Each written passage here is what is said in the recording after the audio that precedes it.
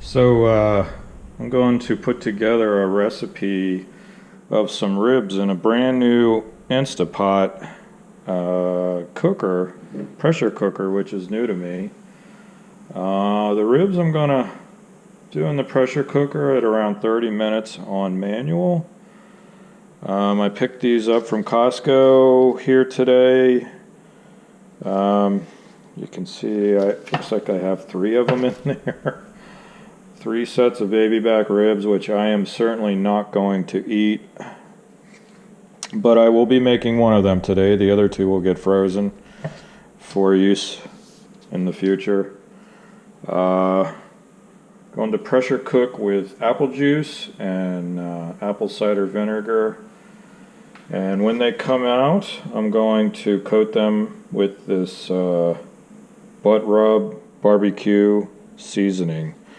Never used it before, but we'll try it out and see how it works. And then I will be basing them with some additional barbecue sauce, which I have in the refrigerator. So I'm going to get everything ready. First I have to sort out this meat, so I will be cutting one of these in half, and then that will go into the Instapot, and the other 2 I'll need to seal up with my my Food Saver vacuum sealer there. So we'll be right back shortly. As you can see, I have the other 2 packages sealed up and ready to go into the freezer. I believe I paid 29 bucks for all 3 of these. Obviously this is quite a bit of food. Yeah, the back needs to be peeled off of this one, the surface here, and I'll just cut it in half. And by the way, I picked up this knife from Chef's Knife from Amazon. I think it was 28 bucks, 26 bucks, somewhere in there. I'll put a link to it in the description below. For the money, yeah, it's made in China, but not a bad knife for what it is. You can see it's got some beautiful Damascus-like appearance to it. I doubt it's real Damascus, but not bad for the money. So I'll be back with you shortly, and we'll continue with the cook. I just simply need to peel the back off of this, and I'm going to put in the apple juice and the vinegar. And my barbecue sauce is just something I picked up local, Stubbs Sticky Sweet. To each his own. Seems to taste good. We'll try it, and I will be back shortly. Alright, so meat is cut. The knife worked really well, obviously, for me. It's very sharp compared to what else I have in my drawer. I'm certainly no chef, but you know, can't complain. I am new to the Instapot, as I mentioned. I've cooked with it once. I cooked a Velveeta meal that required some ground beef, and it was beef stroganoff. It was fine. Did a little sauteing to brown the meat, and pressure cooked for about 5 minutes, and came out well. Certainly easier than doing it on the stove, but I guess how lazy do you want to be? So I'm going to set this on saute. The timer is set for 30 minutes. I don't need 30 minutes. I just want to get this hot.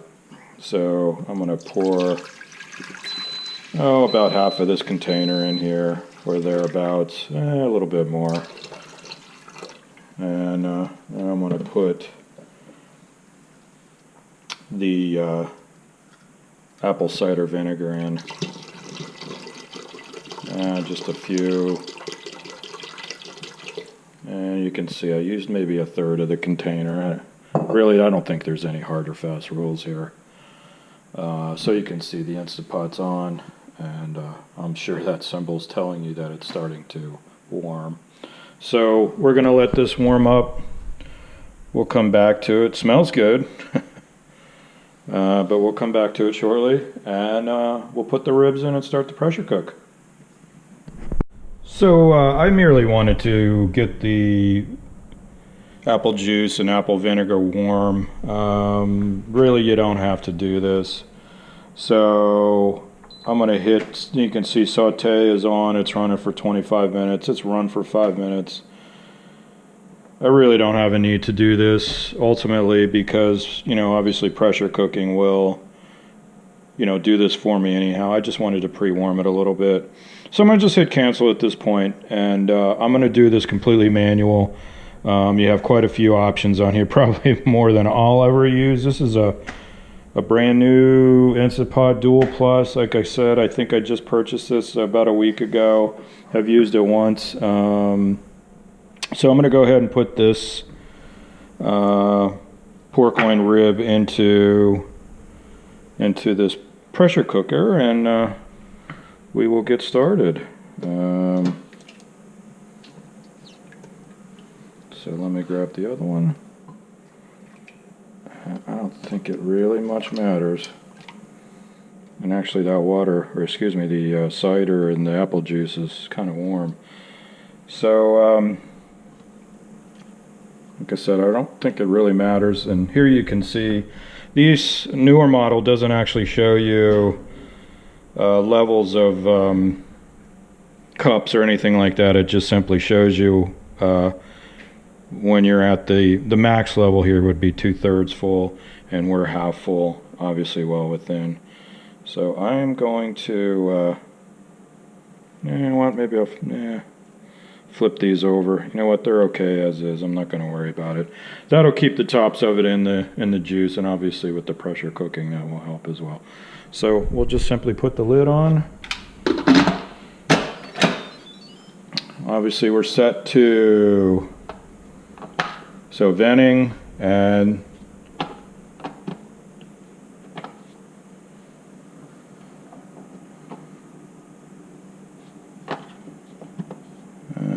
yeah, venting is this direction, so we have it sealed now. And I'm just going to actually do manual. So pressure cook, it's on normal. Pressure is high, so we're going to set the temp, or excuse me, the time. I'm going to set it to 30 minutes. One more. So little P here to indicate that it is pressure cooking. So this is actually going to warm up. It's going to warm the fluid up in there, the apple juice and the vinegar, and you can see it's kicked on and it's going. So when this gets up to pressure, then the timer will start. It actually takes, yesterday when I cooked the other food, it took probably a good 10 minutes to come up to this point. So so keep in mind that does add time to the cook, but you know, it's not at its level where the timer kicks off and it's fully starting its process. So we'll come back to this likely in 30 to 40 minutes, and we'll see where we're at with this. As I said, once this gets up to its proper temp for pressure cooking, the timer will come on and it will count down, in this case from 30 minutes. So we'll be back shortly. So we are back. I will point out that the Instant Pot took approximately 12 minutes or so to actually come up to temp and start the timer. And we are now through the timer, which is about 30 minutes later. I'm simply waiting for it to complete its cycle, and I will open the pressure valve. I actually have on a barbecue glove. This is meant for handling hot food items. It's not a regular dishwashing type glove or a cleaning glove. It's meant for high temp. You can actually see some scarring in there from lifting hot items over the years here. So timer went off, and you can see it went from a pressure cooking timer down to, which I assume is just it looks like a thermometer there, which is a continual heating cycle. So I'm simply just going to hit cancel at this point, and of course the Instant Pot goes off. So the reason for the globe is twofold. Obviously I want to flip this valve to release steam. You know this is going to come out, it's going to be extremely hot. Don't want to be anywhere near it. This is a valve that shows you whether or not there's still pressure in the Instapot, so you'll need to wait for this to actually drop before you remove the lid. So I'm going to go ahead and open this. You can see it's going to have a lot of steam. This will take a little bit to actually release all of the steam. And you know, as you can see, you don't want to be anywhere near that without any sort of protection.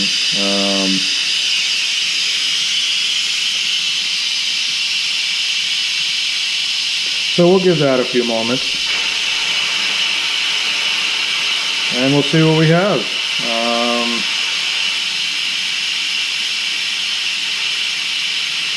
And then we'll come back. That quite literally took, a good 2.5 minutes to finally release all of its pressure. You know, and as you can see, we're still not done yet because this little valve is not dropped yet. I would expect it to drop any moment here where we can actually safely open the lid and see what the results are of our 30-minute cook in apple cider vinegar and apple juice. Again, please wear something, protect yourself from that steam. Should come without any description or notice, but you just have to be careful. So the nice thing about this is it does have built-in a lid holder. I realized that in using the device yesterday, so you can just simply turn the lid off and pick the lid up and drop it right in the holder. I will do that, of course, when we open this. Now, I have my oven on broil. I have it on 500.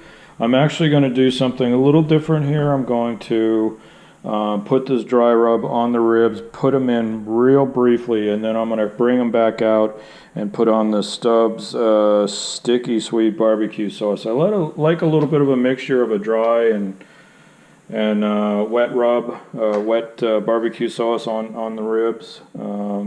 So as you can see, this still has not dropped yet. That's obviously a key point. There's no more steam coming out, but we will give it a moment to make sure that we are completely pressure free at this point. Oh, there we go. So I'm going to go ahead and open this and we will see what we have. Oh boy. And as you can see, the ribs are done. They smell awesome. Wow. I'm assuming the actual apple cider and the apple juice could actually be pulled out and turned into a gravy, perhaps, or an additional seasoning if you maybe mix a little cornstarch. That's not really on my to-do list today, but as you can see, the ribs are done. I'm going to go ahead and pull these out, and we'll continue. I'm going to bring them over here to this bamboo cutting board and put a little bit of the dry rub on. You can see the meat is actually out. So when I cut this earlier, I was cutting it on a bone, and you know, I guess I was in a bit of a hurry. I should have flipped the rack of ribs over and cut from the bottom. But this is so tender. I really don't want to spend a lot of time flipping this over unnecessarily. It is so tender. The meat is actually literally quite falling off, and you know, as you can look, I mean, here, case in point. So I'm going to put a dry rub on this now, and then I'm going to place it onto my pan and pop it in the oven for a little bit here. There's no hard and fast rules. A lot of these recipes are online. Certainly YouTube is an inspiration for all of us to figure out what we're doing here. As it was for me, it will be for you. So I am going to put on a bit of dry rub here. It's, you know, I'm holding the camera and I have a glove in one hand, so it's going to be easier for me to just do this without filming it, but of course I'll show you the results. So as you can see, this rib fell apart as I was trying to put the dry rub on. It is so tender. As I mentioned, I have my oven on, and I am only going to put these in for a short period of time. I just want to get that dry rub. I just want to get it crusted over a little bit, and then I'm going to pull the ribs back out, and I'm going to put the barbecue sauce and finish out the cook cycle. So in a few moments I'll bring them out. You know, my oven's on 500. As I said, there's no hard and fast rules here. You know, I'm just doing what I think is right. Obviously, you know, you can tailor this to your own needs. You know, please do, obviously. All right, we'll be back shortly. So I have left these in for a very short while in the oven here. You can see the glazing is, the dry rub starting to crust over a little bit. I don't like my ribs too well done, but now I'm at a point where I can put the barbecue sauce on, and if you bear with me a moment, I need to open the lid, and we're going to pour this on. I don't have any brushes or anything, but I'm just going to simply do this.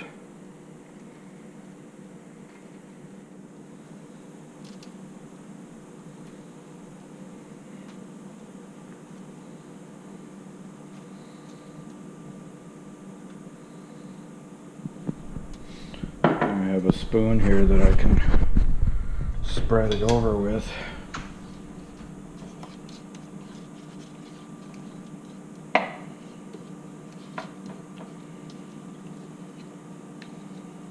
And we're gonna pop this back in a moment. By the way, I tried a little bit of the meat that was left on the cutting board, and oh my gosh, it's so tender. There we go. I have to put my glove back on, and we will put this back in the oven.